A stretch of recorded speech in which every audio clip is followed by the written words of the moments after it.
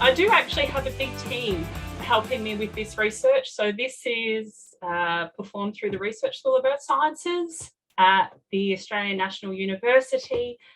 And I've also got some collaboration with ANSTO. So I've been taking a whole bunch of rainfall surface water samples, hoping to get some groundwater samples kicked off this year. But when I first started having a look at this research project, it was built up on the observation that even during the height of the Millennium Drought, all the major tributaries in this area, so it's the Murrumbidgee, the Yass, the Shoalhaven, yes, you did start getting low flows, but they never really stopped flowing. So we suspected at that point the groundwater was playing a part in keeping those flows going.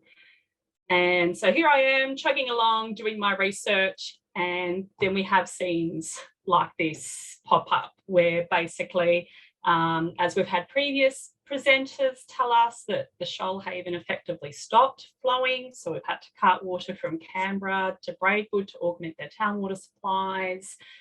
Murrumbidgee River dropped to its lowest flows on record. And if I remember correctly, the flows were even so low that they actually fell below that inlet from Angles Crossing that diverts water up into Googong Dam, and even the Yass River itself stopped flowing. And I even remember seeing some very dramatic footage on Facebook when those rains did come through in February of the Yass River starting to flow again near Gundaroo. What this did was actually completely change my research question. I was no longer, looking at how well the groundwater was keeping these flows going. I was now looking at how have the groundwater flows into the Murrumbidgee and its tributaries changed in light of this drought that we had at the end of 2019. Now, I know that quite a few of you are hydrologists or landholders, practitioners who are quite intimate with how water flows through a landscape. But one of the big things that I just wanted to show you before I get into the bulk of the rest of the analysis that I've done to try to answer this question is that when we have a look at flows into rivers, there are two components. There are these surface components, so that's the surface flows or the overland flows. You have dams and other depressions that do tend to store some of that water, at least at surface. And then we get a component that actually infiltrates into the subsurface. And so then we get two components of subsurface flow. So there is this component called subsurface storm flow. So this is water that in our previous presentation, we think of as actually being stored in the landscape. So these are these built up soil profiles. So another word that you would also have for that is interflow, and that's the term that I'm going to be using for the rest of the presentation.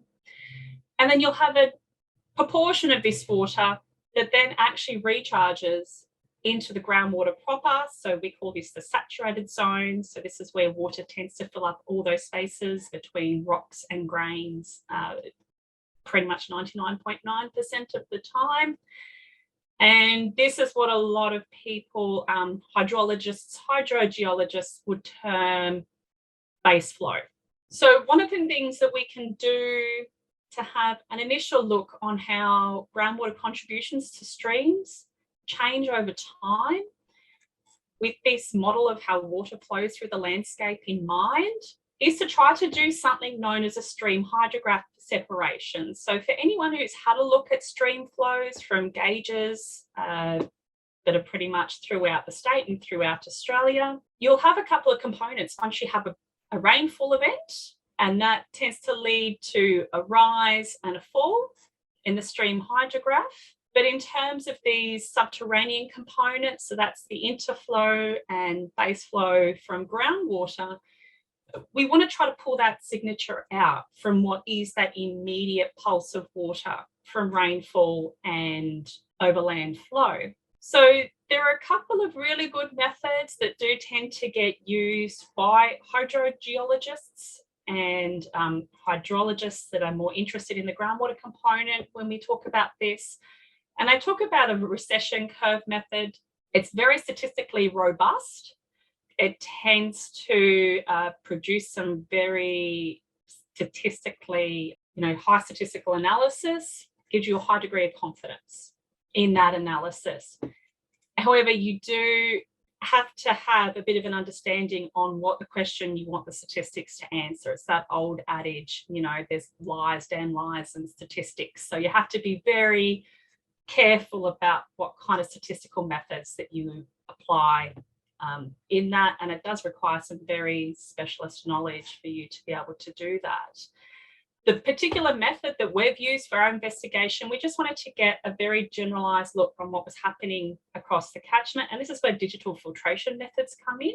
What it is, it's just an equation that people are trying to use to explain how water is behaving and how water is flowing through the landscape and different components of that water. It's very user-friendly. We've been running it out from Excel, which is a program that's pretty much available to most people with Microsoft Office. And it's a nice, quick, easy method, and it gives us a very good way just to compare between sites, just on a very coarse level before we start going into statistical methods. So that's the kind of methods that I'll be discussing today. Now, in very early 2020, so this was when we were all in the COVID lockdowns and working from home, we had a couple of special topic students. So they were undergraduate students doing a 6-month subject around all the other subjects that they were doing. And they basically looked at most of the stream gauges within the Upper Murrumbidgee catchment using these digital filtration methods to see how those groundwater contributions may have been changing over time. So as I said before, there are these very complicated equations. You can build them up in Excel. They're trying to pick apart different parts of these stream hydrographs. So on the right here, you've got different parameters that you can set in these equations. And depending on those parameters, you get a bit of an idea about how responsive groundwater inputs may be after a rainfall event. So what we did was use a range of those parameters to see, are the trends changing depending on how responsive the groundwater system is to any changes in rainfall. And what we had a look at as well is to see if there were any changes year on year or seasonally. And we've got some pretty interesting results here. So as you can see just on the right here, these are just 5 of the gauges that are right in the headwaters of the southern part of the Upper Murrumbidgee catchment. So you're starting to get a lot of granites dominating the landscape here. And please note with this graph that this is a log scale as well on the left. But what we can see here, that annual base flow, now when I say base flow, I'm talking about the stuff from the saturated and the unsaturated zone coming in, so groundwater contributions plus interflow. But across all of these sites, even the one at the gauge, which is above where you're getting the inflows from Tantangara, we have been seeing annual declines pretty much since the 90s. So what this is telling us is that base flow volume, so contributions from under the ground into our streams, has effectively been declining since the 90s. So this is potentially decreasing the resilience of the landscape to provide flows into your streams in the future. One of the other things we had a look at as well, so this is bulk volume. So this is megalitres per year contributed. The other thing that we had a look at was something known as the Baseflow Index. So on the left here, I've got annual stream flow. So that's this goldy coloured graph at the bottom here. And then on the right axis, we have the Baseflow Index. So that's the percentage of flow that these digital filters have designated as flow from groundwater and from our substrate. So as you can see here, this is on the monthly scale. So there is quite a bit of noise there, and that's what we expect to happen. Generally in the winter and the spring, when we get more rainfall and we get more snow melt, we may have a different ratio of contribution than what we do during the drier parts of the year in the summer and into the autumn. So what we can see here when we have a look at the Baseflow Index over time, and this was from the 1970s, this is from the gauge, the Murrumbidgee River at Michigan. So we can see that we have this one condition here from the 1970s through to about the mid-90s, and it's a relatively stable contribution over time. You can see that there's a bit of year-on-year fluctuation there, but generally looking on, long term, it doesn't seem to vary that much. As soon as we hit the mid-90s, we're getting increasingly higher proportion of subsurface water contribution into our streams. So this is something as well that's adding a bit of weight, that overall, we may actually be depleting groundwater reserves just to keep streams going over time. And yes, you can see that there's been a bit of a drop, after the 2000s, and now that we've entered some of these higher rainfall periods that we've seen over the last couple of years. But we are nowhere near as low as what we were getting before the mid-90s. So this is suggesting to us that maybe we might be moving into a different regime in terms of groundwater interactions with surface water. I suppose the big question then is, why has base flow, declined since the mid-90s? What has changed since then that's basically resulted in this shift? The next thing we had a look at is, how have the rainfall patterns behaved? Now, this graph here, I'm sorry, this is going to be a lot of words all at once. This is the cumulative rainfall deviation from the mean. So hydrogeologists, we use this tool to try to work out generalized wetting and drying patterns in terms of rainfall regime, and what that may mean for things like groundwater recharge, increased usage during dry periods, the like there. So we're looking at general trends. We're not looking at numbers per se, but general trends from year on year. So what we basically do for the whole of the record, so this is from a station, Micalago. This is all available from the Bureau of Meteorology website, and their record goes from 1885 to about, just before 2020.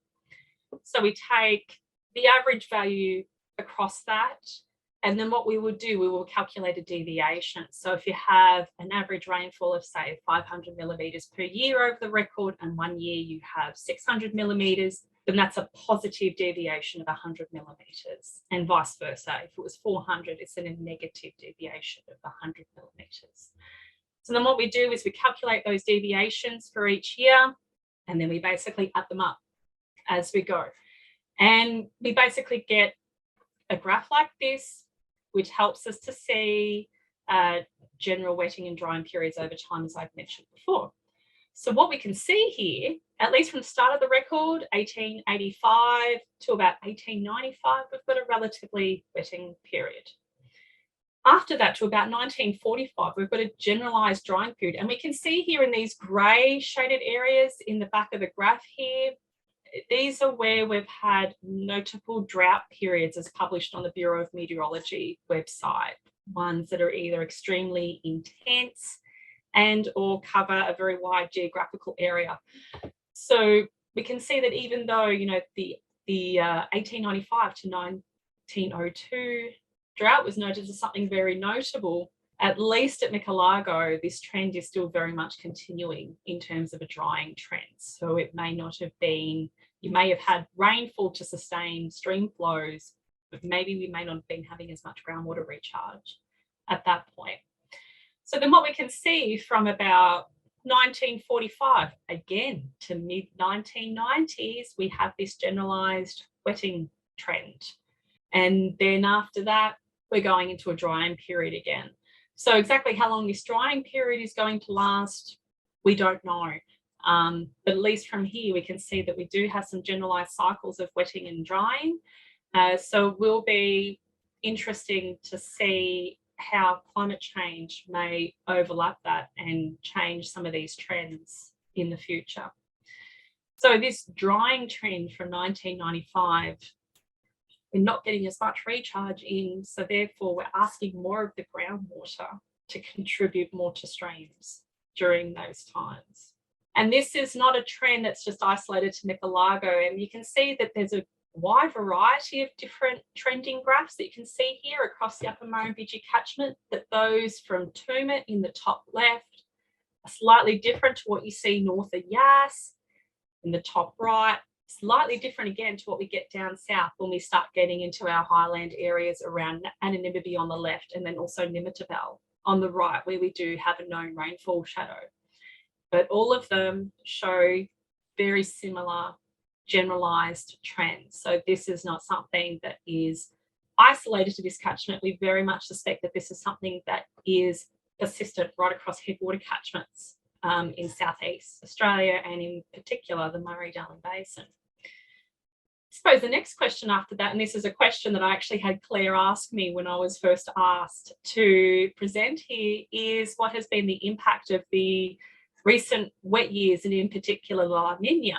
So we can have a look at groundwater hydrographs. So that's measuring the water levels. So in the top right here, we have a hydrograph from some of those monitoring bores around near Murrumbateman, the New South Wales government monitoring bores, and you can get this from the Water New South Wales real-time data online portal. This has just been taking an extract from there. So again, we can see that the water levels very much follow what we expect during the drought periods. We've got a decline during the drought, and they're actually very responsive during those wet periods to the end of 2010, and then again when we've had those high rainfall periods in 2016. So as you can see, they did get quite low towards the end of this last drought, and that hydrograph has responded quite quickly. The groundwater levels are responding quite quickly. And then down on the bottom right here, again, we've done a hydrograph separation, that digital separation that I did before. Again, this is Murrumbidgee at Mittagang. We can see all of those lovely seasonal variations that we expect from a fractured rock network. We can see how low they were getting towards the end of the 2019 drought. And then we've had some very big increases since then with the increased rainfall. So there is one limitation on these methods, and that is that it is very difficult on face value to get a good separation between what is actual true groundwater contribution and what might be water that's starting to get stored in these soil profiles discharging into rivers. So we do suspect that quite a lot of this initial increase, yes, we may be replenishing the groundwater stores, but a lot of this initial signature is suspected to be more from the interflow components, so the soils, as opposed to the groundwater proper. So what we really need to do, we haven't had a really good opportunity for these stream flows to settle down during a dry period. So that's, summer, autumn, for us to then see, okay, what might actually be more of a groundwater component with these hydrographs here. So then the other question is, what does this mean for future dry and wet periods? If we've gotten to a point where we may have reduced the resilience of our groundwater systems to supply surface water flows during dry periods, what does that mean in terms of water security, water quality, all of these things that we're talking about today? And it was actually really lovely to have that presentation very early on by Janice talking about the climate change projections for the ACT region. This whole thing of we're potentially getting less annual rainfall over time, but we might be getting it in bigger events. We might be having different regimes in terms of soil dryness and temperature.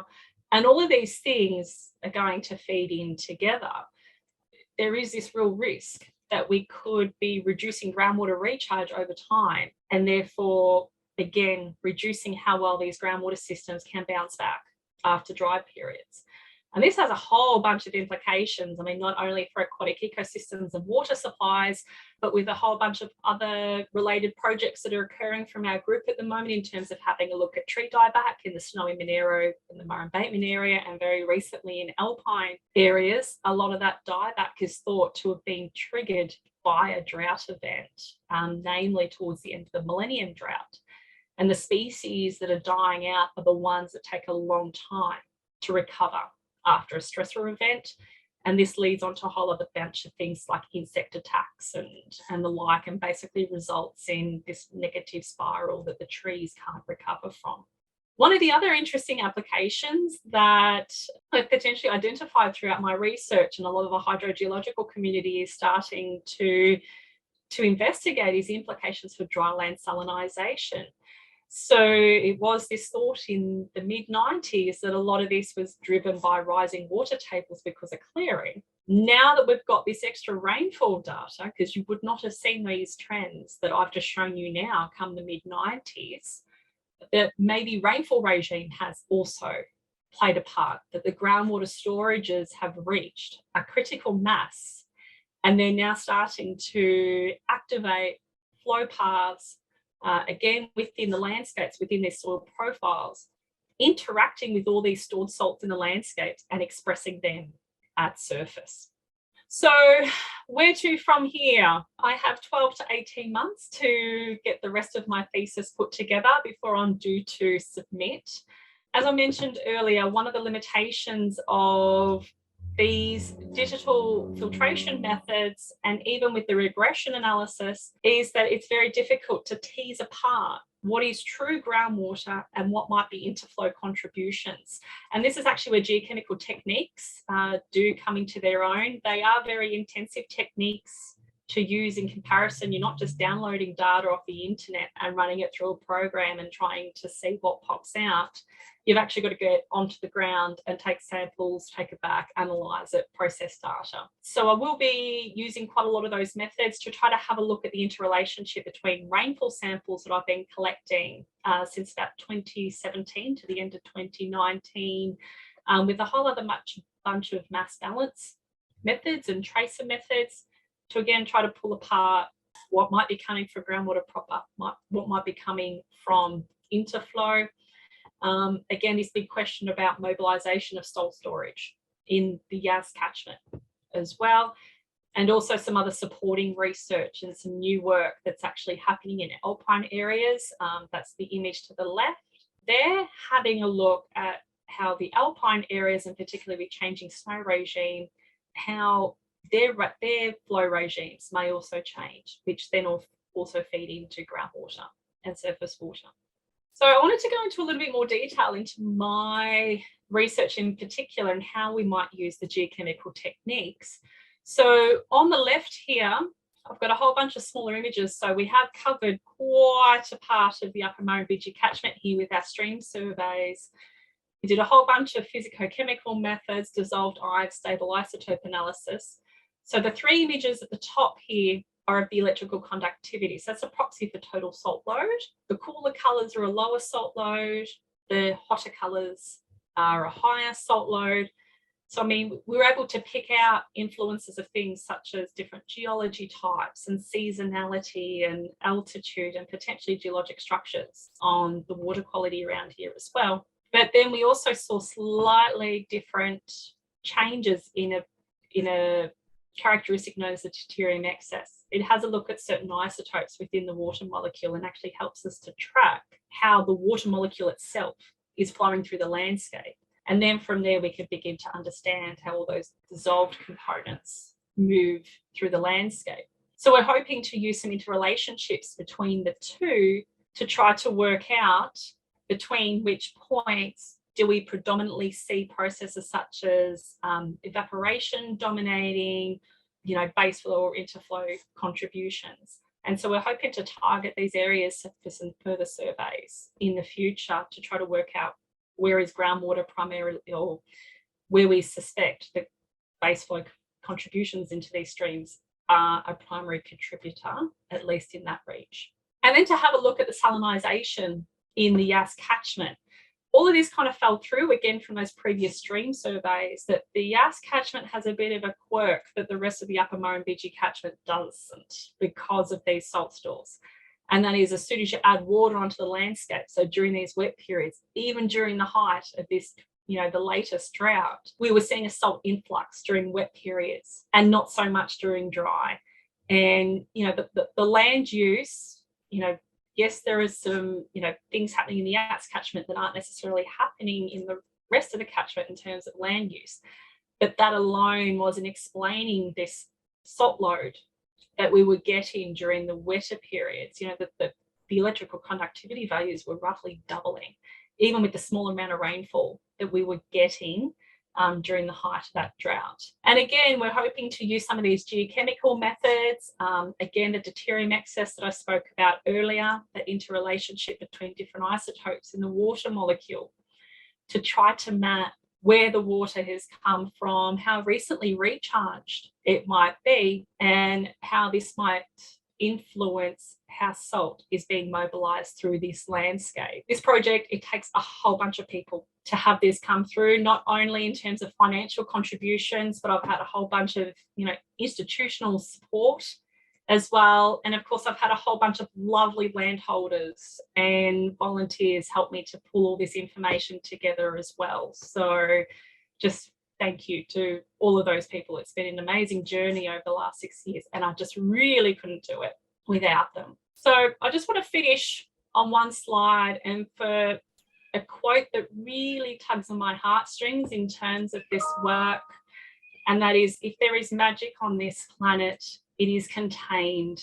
in the water. And it really is. It's such a magical thing to have a look at, and to have a look at the dissolved ion chemistry of all this, and just to basically try to unlock all the stories of how water has basically made its journey throughout this catchment.